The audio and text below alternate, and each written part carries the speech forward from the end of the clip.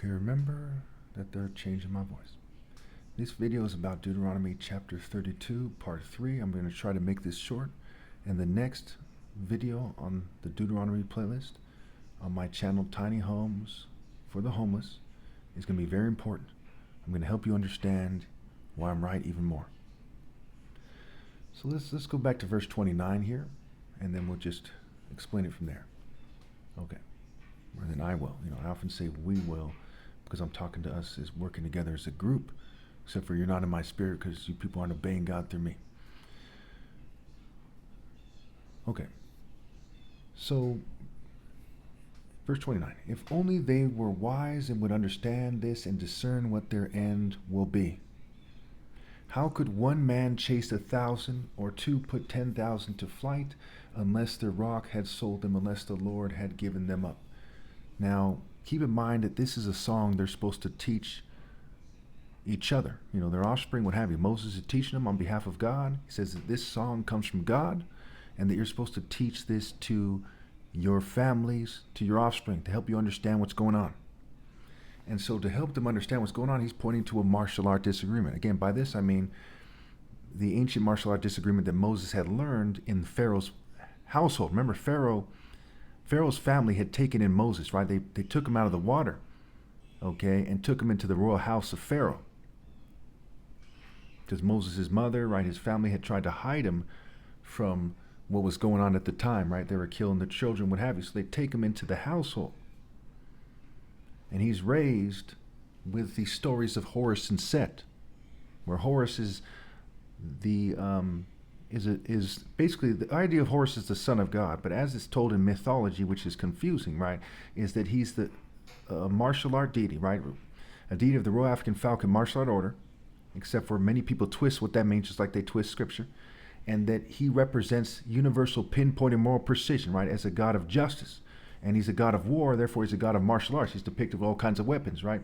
Spears, and later on at least, there's different, the sword, the Kopesh sword, and there's all kinds of flint knives that are discovered with the pharaoh. So there's all kinds of these martial art weapons that Horus is the master of. He's the master of single combat, right? He takes on Set in single combat.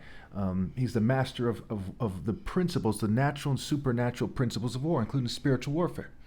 And Set is a brute force deity of evil, right? And a deity of foreigners, those who are foreign to the Royal African Falcon Martial Art Order.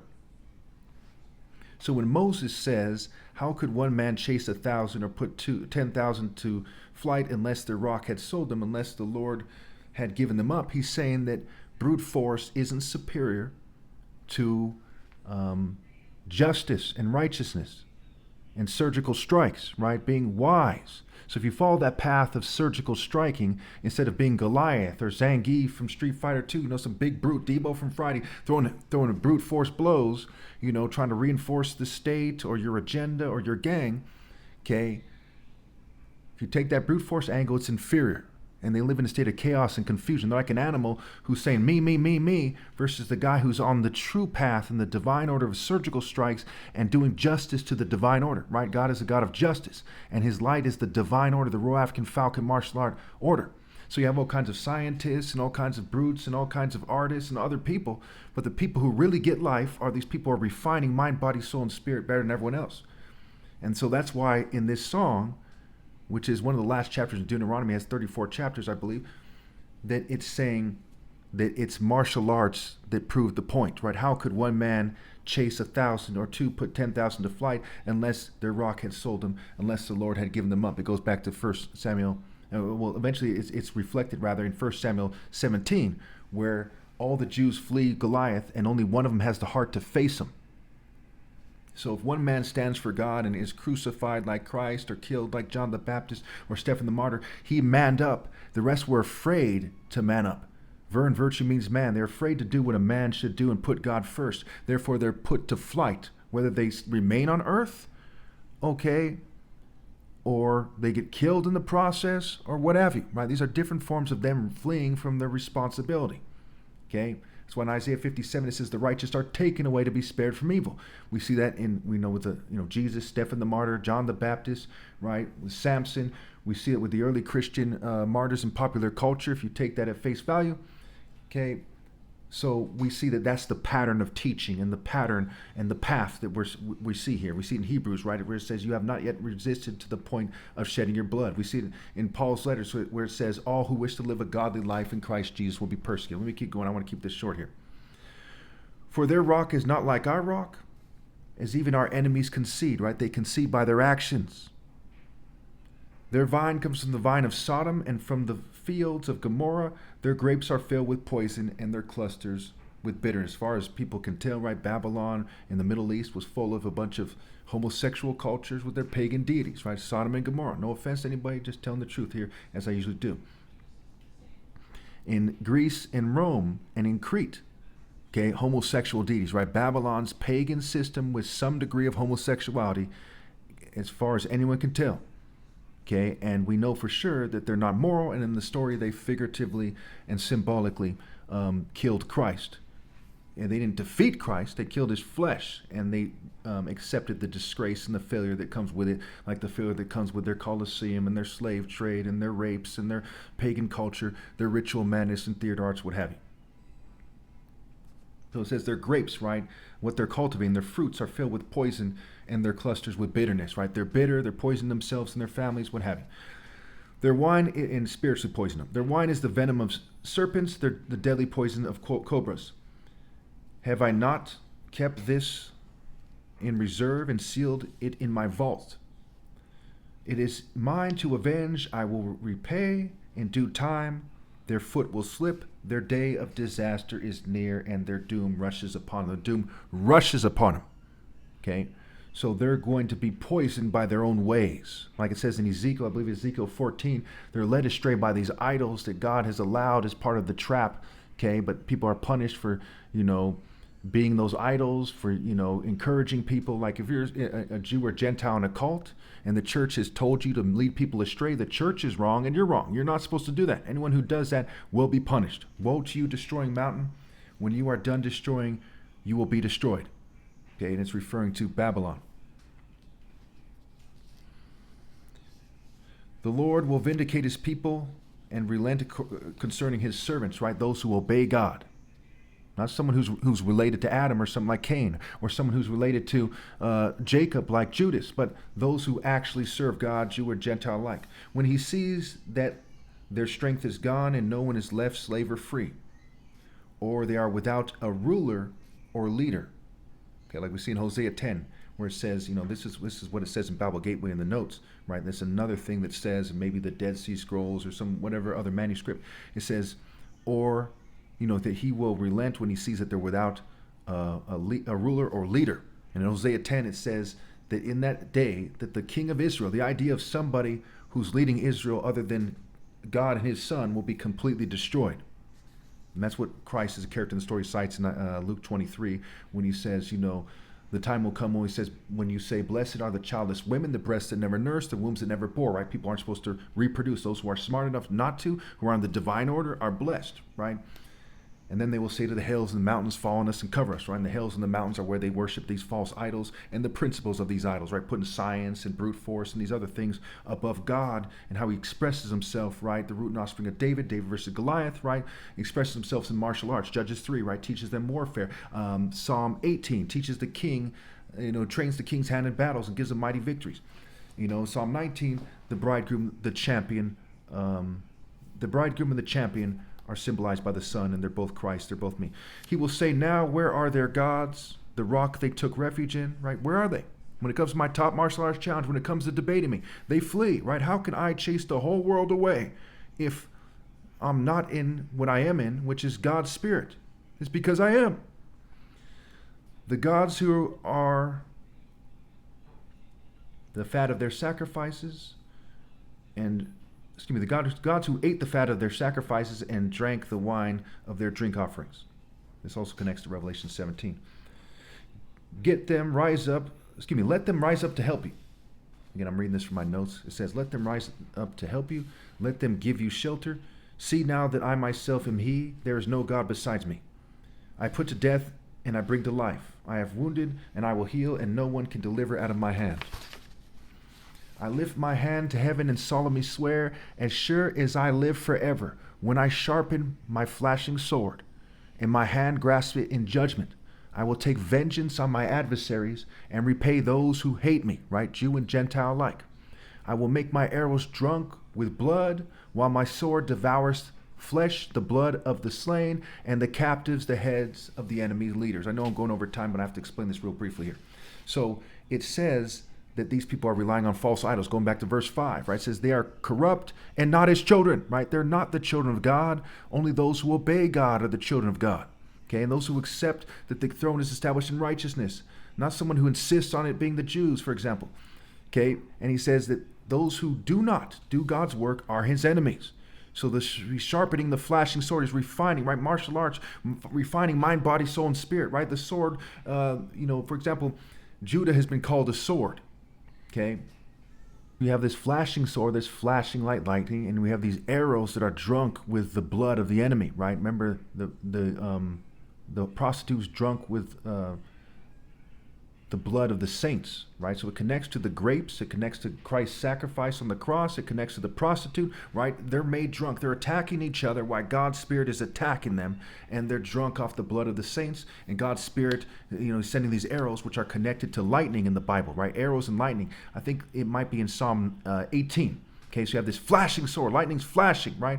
And so coming back in lightning, right? As lightning is seen from, the east to the west, or whatever it says in Matthew 24, okay, but it brings up lightning being seen by those who have an eye. So it will be when the coming of the Son of Man. They're making it harder for me to say this because they concede my point. Okay, if you disagree, put in the comments. You still see what I'm saying. I've said it clear enough. Okay, so therefore, it's referring to a martial art return. When I sharpen my flashing sword and my hand grasps it in judgment. When? On Judgment Day. On Judgment Day. When I come into this martial arts spirit on Judgment Day. Okay, that's what it's saying. And it will devour the flesh, the presence, right? The bread stands for the flesh, right? The flesh that was given, right? Communion, Mass, the Last Supper. And we also see it in, I believe it's Exodus, where it's the bread of the presence of God, okay? That they will no longer be in the Spirit of God or have any chance to be in the Spirit of God. That's why it's the day of judgment, because there's lots of people right now right now it is the day of judgment. There's lots of people all throughout history, rather, who aren't in God's Spirit. So what makes this any different? Because this is the end. He says he's going to slay them once and for all. And then the righteous are taken away, like it says in Paul's letters, like it says in Isaiah 57, what have you. In Isaiah 65 and 66, where it says the wicked are fallen, their false idols, and they go to hell. So the blood stands for what they live and die for. Their families and offspring made worthless forever is part of what happens, right? The flesh stands for their presence. Okay. The heads of their enemy leaders means they are made pathetic, like those who persecute me, and are cut off from God and life. So they lose their head, right? They're in a permanent state of confusion. Set being a deity of confusion. His Middle Eastern counterpart is Baal, whose Greek counterpart is Zeus, who's like the central deity of Western culture. Rejoice, you nations, with his people, for he will avenge the blood of his servants. He will take vengeance on his enemies and make atonement for his land in heaven and people. The righteous and not the Jews. So going on to verse 44, I'm way the heck over time. Let's just wrap this up here. Moses came with Joshua, son of Nun, and spoke all the words of this song in the hearing of his people. When Moses finished reciting these words to all Israel, he said to them, "Take to heart all the words I have solemnly declared to you this day, so that you may command your children to obey carefully all the words of this law." So it says this is what's going to happen if you don't obey. There's going to be this martial art moment, right? A flashing sword, arrows, right? The essence of that, the essence of the top martial artist ever possible, me, the essence of my martial arts are going to strike them down and cut them off from God. He's saying, teach your children this so that they obey the words of this law. So every church is messing up by not pointing to me for so many reasons I don't know where to start. They are not just idle words for you, they are your life. By them you will live long in the land you are crossing the Jordan to possess if you do, right? Now, notice the word being used is not just idle words. The I-D-L-E is like I-D-O-L, right? An idol makes you idle. You're not in the divine order doing the work of God. You're outside the divine order.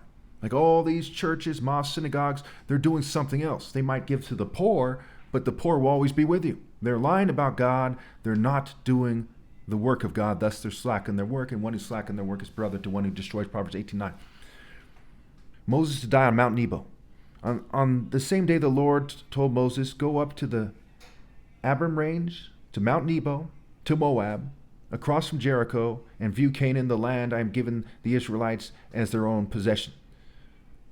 So there on the mountain you have climbed, you will die and be gathered to your people. Now, who are his people? One way to interpret it is his people are the followers of Nebo, who's a deity in the Bible, right? We see that in the Old Testament, it says Baal bows down, Nebo stoops low, what have you. Okay?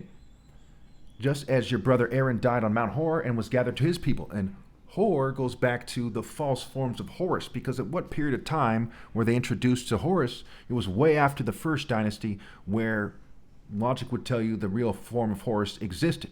But there was all kinds of those, it's even called a Khan Hor. There's Horoisis, Harpocrates, there's all these other forms of Horus, which are false forms of Horus, like there's false forms of Christ. So he's saying you're going to go to the Khan form. And one of the forms of Horus is like Horus on the head, as a head on Mont, on the body of Mont. It's a story for another day. And he's like like a big craftsman, and similar to the golden calf and the bull. And there's that story for another day. I'm almost out of time here. This is because both of you broke faith with me in the presence of the Israelites at the waters of Meribah Kadesh. Okay, so Meribah Kadesh is a play on words for Be Ham Eri Hawk Seed.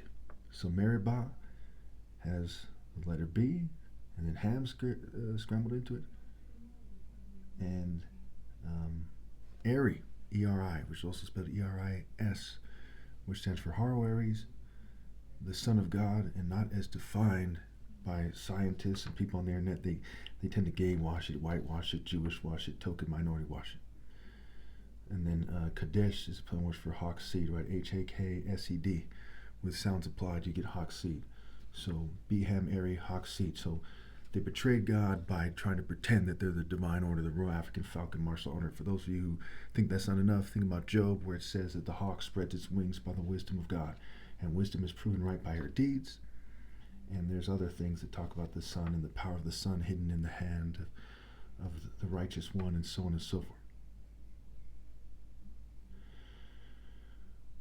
Okay. And because you did not uphold my holiness among the Israelites, therefore you will see the land only from a distance. You will not enter the land I am giving to the people of Israel. So even Moses was denied the promised land for not being godly, holy, righteous, for not scrambling to do God's work precisely. My universal pinpoint and moral precision. When you think about it, it's not that hard. It's not like he made an honest mistake. He made a big mistake.